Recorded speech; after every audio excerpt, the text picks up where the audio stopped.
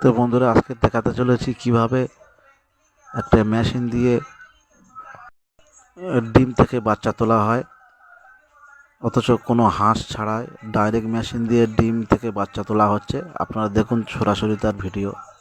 টানা 40 দিন মেশিনের ভিতরে ডিম রাখার পরে 40 দিন পরে বাচ্চা উঠেছে। এখন সেই বাচ্চাটাকে নিয়ে বাইরে বার করানো হচ্ছে। আপনারা দেখুন।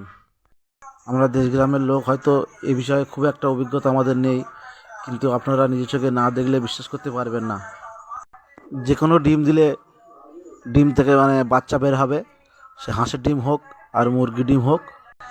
শুধু সময় নেবে মাত্র 40 দিন। কি না এনে দিয়েছে মানুষকে সুবিধার জন্য। দেখুন কিভাবে মেশিনটাকে বসিয়ে রেখে তার ভিতর থেকে বাচ্চাগুলো বাইরে বার করানো হচ্ছে। দেখুন তার ভিডিও।